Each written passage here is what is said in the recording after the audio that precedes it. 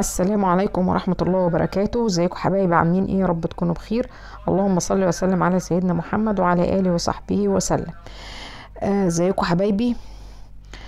واحدة سألتني قالت لي يا مدام ايمان ممكن توري لنا طريقة كوي الكورنيش؟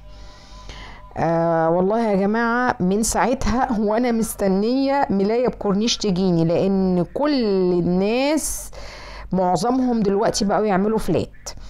عروستنا الحلوة من السنبلاوين، ربنا يبارك لكل حبايبنا في السنبلاوين، طالبة ملايتين مشجرين وملايتين سادة اللي هما الشهيرة جدا اللي انا بعملها لكم اللي هي بالجبير. خلاص، وطالبة واحدة بينك وطالبة واحدة ابيض وطالبة الملايتين دول. هعمل الملايتين وهعمل الاتنين اللي هما الابيض بتوع السبوع، البامبي والابيض، وهوريه لكم الاوردر كله وهو متقفل. بس الاول خلينا في المتابعة الحلوة اللي قالت لي يا مدام ايمان وريني وانت بتكوي الكورنيش. المكوة بتاعتي طبعا يا جماعة بايظة، واخدالها خبطه في الارض واقعه بايظه، والزرار بتاع البخار ساح من كتر الشغل. فلما البخار ساح بقت تنقط ميه وما بقاش ليها 30 ريحه اللازمه، يعني ما بقتش تكوي كويس من ساعه ما البخار بقى ينقط او زرار البخار باظ. فعشان كده مكوه ايرون دي ما حدش يجيب منها. مكوه ايرون دي مش حلوه للاستخدام الكتير، يعني لو انت فاتحه ورشه ابعدي عن الماركات اللي هي مش معروفة. خلاص. واحدة سألتني قالت لي احنا عايزين نعرف افضل نوع مكوى ايه. لو انت عندك ورشة وربنا ميسر لك الحال ومعاكي كاشات، في مكاوي بالتانك بتبقى 9 كيلو، بتبقى 6 كيلو، بتبقى حوالي ب6000 جنيه. دي حلوة قوي قوي قوي قوي وجميلة وبتخلي الشغل تحفة. خلاص. اسمها مكاوي تانك، ونازله جدا على فكره، نازله كتير وليها صيانه ونازله في كل حته. لو انتي عندك شغل براند معين وعايزه ايه بتكوي. معظم البراندات يا جماعه مش بيكوا، معظم البراندات مش بيكوا، خلي بالكوا، لان هما مش بيعملوا كرانيش ياما وما بيبقوش بالطلب. يعني هما بيعملوا البراندات بتاعتهم ويعرضوها وشكرا، انت ما بتقدريش بقى تطلبي منهم ملايه بكورنيش. خلاص. ولكن الورشه عندي طبعا اللي بتطلب ملايه كورنيش 4 ادوار 5 ادوار 6 ادوار متاحه عندي بمنتهى السهوله. يعني في ناس كتير لما بتشوف الكرانيش بتجري بتفل، وخصوصا الخياطين. اول ما تقولي للواحده انا عايزه ملايه بكورنيش تقول لك ايه ده؟ لا انا ما بخيطش الكورنيش. عايزه اقول لكم انا بستمتع وانا بخيط الملايه الكورنيش، بستمتع جدا والله يا جماعه. بحس كده براحه نفسيه وانا بكرنش وبشيل دواسه واحط دواسه، وبيبقى فيها شغل ياما، مش زي الفلات سد من الجنبين وخلاص. لا، الشغل الكورنيش ده بيبقى فيه ابداع ومخك بيشتغل، وبيبقى فيه تركات ياما شويه عن الفلات. خلاص. هنا يا جماعه تسييح الفيونكه الستان مهم جدا جدا جدا. هتعملي شغل ستان يبقى في فيونكات، يبقى لازم تسيحي الشغل. العميل ياخد الحاجه يقول لك الله يبارك لك، مهما الملايه تخش الغساله حته الستان تطلع زي ما هي، حته الستان تطلع زي ما هي حلوه وما تقرش من العميل. لان الستان حتى لو عملتيه سمبوكسه ولا عملتيه 8 من تحت برضو بيقر بينسر. ده انا لسه مخيطه الملايه وحطها على البنك الفيونكات نسرت. خلاص. اسمعي كلامي وتركاتي في التقفيل، والله هتبقي يعني سوبر في التشطيب، هتبقي سوبر بجد في التشطيب. بس انت اسمعي كلامي. بصي، كل ملايه ستان انا كنت بسيح وانا قاعده على المكنه، يعني وانا قاعده على المكنه كده بشطب الولاعه في ايديا واسيح ايه. بس انا دلوقتي عندي دربكه جامده قوي يا جماعه، اعذروني واعذروني لو كان في اول الفيديو السماعه ظهرت السلك بتاعها، لان السماعه البلوتوث بتاعتي باظت، اللي هي اللي بتتركب في الملابس دي باظت من ايه؟ باظت من كتر الركنه، ان انا ركناها ما بستخدمهاش وما بشحنهاش. وانا كنت قلت لكم، قعدت نصحتكم ونسيت نفسي، قلت لكم اي جهاز هتسيبوه لازم تشحنوه، اي جهاز هتسيبوه فتره طويله لازم تشحنوه. انا البلوتوث دي ما شحنتهاش، عيالي تملي واخدين وصله الشاحن، تملي واخدين وصله الشاحن، فنسيتها فباظت. فربنا يسهل كده هوديها الصيانه تتصلح. بصوا انا بوري لك الكورنيش اللي سالتيني يا حبيبه قلبي، اللي سالتيني على الكورنيش. بصوا الكورنيش باخده من فوق لتحت، مش من تحت لفوق، من فوق لتحت، يعني تاخديه من اول حرف الملايه تنزلي بيه على تحت. تمام؟ ليه؟ علشان لو انت طلعتي من فوق لتحت الفول هيطير معاكي. خلاص؟ وبرده الفيونكه اوعي تنسي تسيحيها. خلاص؟ اهم حاجه في الكورنيشه اللي فوق، اللي تحت دي ما بتبقاش ضروريه زي اللي فوق، فاهماني؟ لان اللي فوق دي بتبقى واجهه وبعدين لونها فاتح، وانت بقى اهو زي ما انت شايفه كده بتاخدي من يعني تكسيره فوق بتاخديه على تحت. اهم حاجه بالك يكون طويل. لو عندك بنك اكوي عليه، انا بفضل البنك طبعا انك تكوي على البنك. ليه؟ لانه بيبقى واسع ومساحته واسعه وحلو. انا كان عندي بنك وفكيته نظرا ان انا سبت ورشه ورحت ورشه وكده، فكان عندي بنك كبير وفكيته. فدلوقتي طبعا المكوه، ترابيزه المكوه دي ايدي ورجلي ما اقدرش استغنى عنها، بعمل عليها كل حاجه. ترابيزه المكوه بعمل لها كفر وابتدي اشتغل عليها زي ما انتم شايفين كده. خلاص؟ ما شاء الله الملايه بتتكلم عن نفسها. خلي بالك مفيش حاجه من غير ما بتاخدي حقها. اللي بيتعب بيلاقي، اللي بيتعب بيلاقي. انت عملتي ملايه كورنيش هتلاقي تمنها. ملايات الكرانيش كلها غاليه، الملايات الكرانيش كلها غاليه، فانت عملتي ملايه كورنيش هتاخدي سعرها. انت لو وديتي ستاره عند مكوجي مش هياخد منك اقل من 50 جنيه. يعني لو وديتي ستاره 3 متر مش هياخد منك اقل من 50 جنيه. لو وديتي ستاره 5 متر مش هياخد منك اقل من 50 جنيه. فانت حطي مصنعيتك وحطي شغلك على حاجتك. خلاص؟ مالكيش دعوه بقى العميل شاري ب10,000 شاري ب5,000، احنا مالنا. ما يجيش عميل يقول انا شاري منكم بضاعه ب 3000 اكرمونا. ازاي يا جماعه اكرمكم في المصنعيه اللي انا شقيت وتعبت فيها؟ انا ما اقدرش اعمل كده. يعني انت ما ترضليش ان انا اخسر.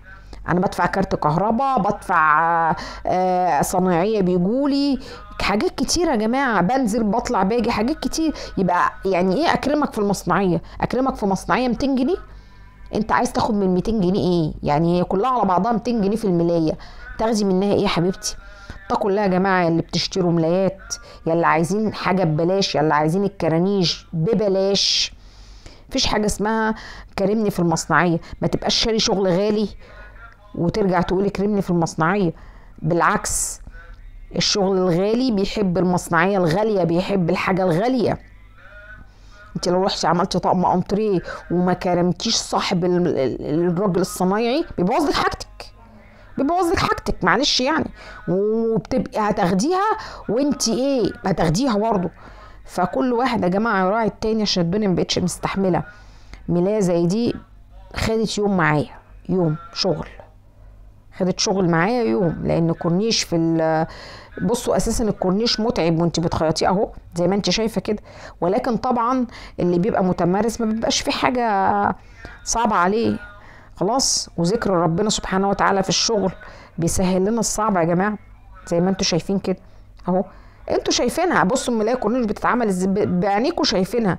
طبعا انا مكوتي بايظه، لازم اجيب مكوه محترمه عشان تطلع لي شغل محترم. اهي فلوس ان انا اشتري مكوه محترمه، فلوس ان انا اشتري عدد محترمه، فلوس. فما حدش يستخسر بالله عليكم يا جماعه في الخياط ولا في الراجل اللي بيبقى بيشتغل. خلاص؟ تمام. انا عن نفسي والله يا جماعه لما بلاقي حد قاعد بيبيع حاجه ما بفاصلهوش. عارفين ليه ما بفاصلهوش؟ ما تجيش على قعدته، ما يجيش على شيله، ما يجيش على حطه، ما يجيش على الشمس اللي كلته. خلاص؟ عارفين لو كلنا اتقينا ربنا في بعض والله الدنيا هتبقى حلوه يا جماعه، والله الدنيا هتبقى حلوه، مش هيبقى في حد تعبان. يعني لازم كلنا نبقى قلبنا رحيم على بعض يا جماعه، لازم كلنا يبقى قلبنا رحيم على بعض. بصوا الكوي اهو، الملايه فيها اساسيات. يعني ايه اساسيات؟ يعني 1 2 3 زي ما انا قلت لكم. جناب الملايه لازم تتكوى، الجناب الملايه فيها 4 جناب لازم يتكووا، لازم تمشي على احرف الملايه ماشيه محترمه بالبخار، عشان دي اللي هتخلي لك الملايه مسطره لحد اما قماشتها تدوب. والله اسمعوا كلامي. الملايه بعد ما بنخيطها بتبصي تحسي ان هي بتبقى بتدويره، مش بتربيعه، بتدويره في الحروف من الجناب. المكوه لازم تمشي عليها تخليها مربعه وحلوه كده وماسكه نفسها.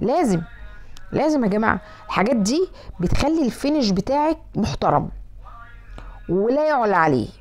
يعني الفينش بتاعك بيبقى محترم ولا يعلى عليه، واللي يشوفه يقول الشغل ده اتعمل بتعب فعلا. بصوا طبعا انت بتكوي من فوق وكمان بتنزلي على تحت. حته الستان اللي بتبقى على الحرف دي، انا عايزه اقول لكم ان انا مخيطه الستانه بشيمه. عارفين يعني ايه بشيمه؟ يعني قلت لكم كذا مره ان الستان بيبقى ليه حرف صغنطوط قوي قوي قوي قوي، هو ده اللي انت بتدخلي فيه الابره. لانك لو دخلتي الابره في الستان من النص او لو حرفتي في الستان الابره لو دخلت فيه بيبوظ يا جماعه، بيبوظ وبيفتل. فلازم يا جماعه وانتوا بتخيطوا الستان تشغلوا الرينج رايت كده بتاعكم وتركزي وانت بتخيطي الستان. كانت واحده صاحبتي تملي تقول لي ايه، انت يا مدام ايمان تركيبك في الستان مختلف. عارفين ما بخش السنتي ولا بطلع سنتي على حرف الستانة اللي هم عاملينها بالظبط. كذلك الرفيع، الستان الرفيع، وكذلك الستان التخين. لان الابرة لما بتخرم الستان ما بيبقاش حلو كده. احنا خلاص اهو. طبعا لو في فتلة ولا في حاجة طبعا بتشيليها. بصوا هو ربعنا الملايه بقى عادي. شايفين جناب الملايه دي اللي بتبقى فيها وروره دي لازم تتكوى يا جماعه. عمري ما وديت شغلي لحد من غير ما اكويه. عمري. في براندات كتير ما بيكوش، بيعملوا الملايه 4/4 كده وبيحطوها في كيس وشكرا، وهي لما بتتحط على بعضها بتطبق خلاص بتتكوى. لا بصوا، احرف الملايه 1 2 3 تشطيب. بصوا احرف الملايه اهي. انت بتبقي عارفه انت بتكوي ايه في الملايه بالظبط، بتبقي عارفاه اهو. جنب الملايه كده وجنب الملايه من الجنب التاني. تمام زي ما انتوا شايفين كده. الملايه 4/4 وتروحي كويه جنبها. 4/4 وتروحي كويه جنبها. لازم زي ما انتوا شايفين كده.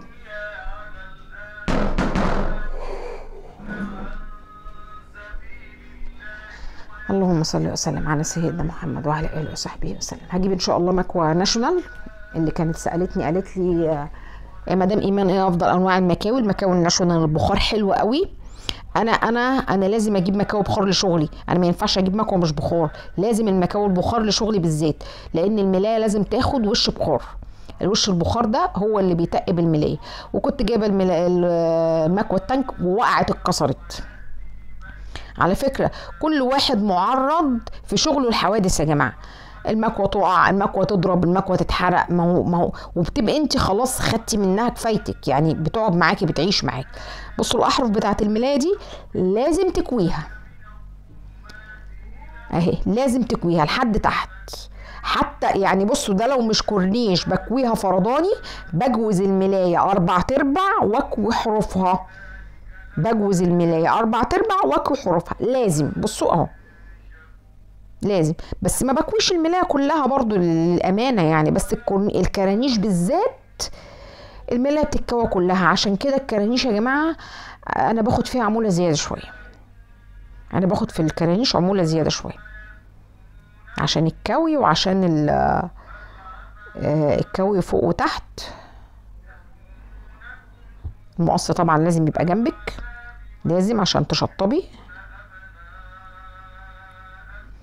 اي فتله هكه او هكه تروحي ايه شايلاها. تمام. اللهم صل وسلم على سيدنا محمد وعلى اله وصحبه وسلم اجمعين. خلصت المكوى. خدتكم في سهره حلوه انا وانتوا كده مع بعضنا، نسهر شويه. في السهرة ده يا جماعة أنا بسجل وبمنتج وبعمل كل ده في السهرة والشيلدرن نايمين، لأن لو في شيلدرن صاحيين هتسمعوا حاجات غريبة كده. فأنا مع نفسي كده جيت أنام، قلت إيه لأ أقوم أمنتج فيديو كده نسهر مع بعض سوا، بما إننا في الصيف وكلنا بننام متأخر. خلاص كده اهي. برضو بعد ما طبقتيها بترجعي تاني تكويها، اللي هي الكويه الاخيره بقى، اللي هي ايه، هتتحط في العلبه خلاص او هتتحط في الكيس بتاعها خلاص. لازم دي بتهبط القماشه. وطبعا يا جماعه انتوا بتكووا حاجه بقى، يعني اكووا بضمير بقى، ده شغلكم، ده شغلكم بقى. شوفوا انتوا بقى هتعملوا ايه معاه. اهو بصوا، فستان عروسه، فستان عروسه ما شاء الله. بصوا بقى، الله اكبر ما شاء الله. كمان لسه بقى لما هيتطبق ويتكيس في كيس ويتحط في علبه كمان هيبقى اشيك واشيك. هوريهولكم وانا بقفل الاوردر كامل للعروسه. تمام، يعني وانا بقفله كامل للعروسه كده، قبل ما انتوا عارفين ان انا ما بسلمش اوردر غير ايه لو متاح، عشان ما بقاش كدابه. لو متاح ان انا اصوره بصوره، لكن في اوردرات بتجيلي على غفله كده ما بعرفش اصورها يا جماعه والله. خلاص كده خلصنا الملايه الكورنيش. سهله، خلي بالك طويل، اكل العيش بيحب طولة البال. وربنا يحسن ما بين ايديكم كلكم وانتوا ستات شاطره وزي الفل. ده كيس الخداديه اللي كويته معاكم من المره اللي فاتت. هنكوي بقى دلوقتي كيس المخده، وهنكوي الخداديه التانيه، وهنكيس اول ملايه ونخش بقى على الملايه التانيه اللي عروستنا طالباها. اشوفكم على خير.